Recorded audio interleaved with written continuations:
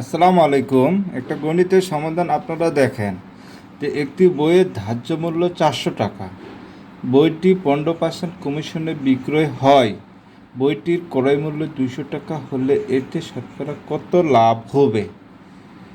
ঠিক আছে, আপনারা দেখেন, এটা সমাধানটা দেখেন। ঠিক আছে, তারা কমিশন দিয়েছে। তাহলে সমাধান সমাধান কমিশন কমিশন দিয়েছে 400 এর 15/100।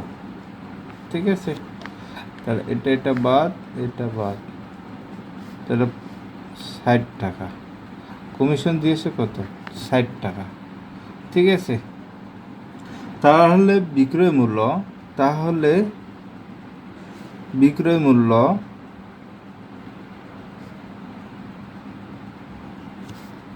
400 মাইনাস 60। ঠিক আছে, তাহলে 340 টাকা। 340 টাকা। ঠিক আছে, তাহলে দেখেন আপনারা, লাভ বিক্রয় মূল্য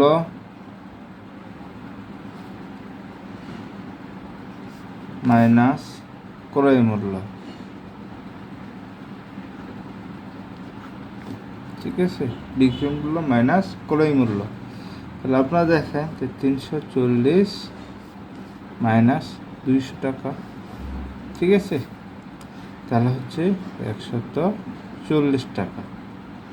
200 টাকায় লাভ হয়, অর্থাৎ 200 টাকায় লাভ হয় 140 টাকা। ঠিক আছে, অতএব 1 টাকায় লাভ হয় 140/200 টাকা। এবার 100 টাকায় লাভ হয়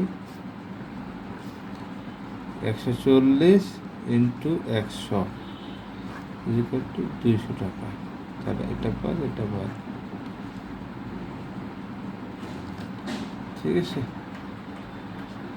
তাহলে উত্তর কি আসবে? 70 টাকা।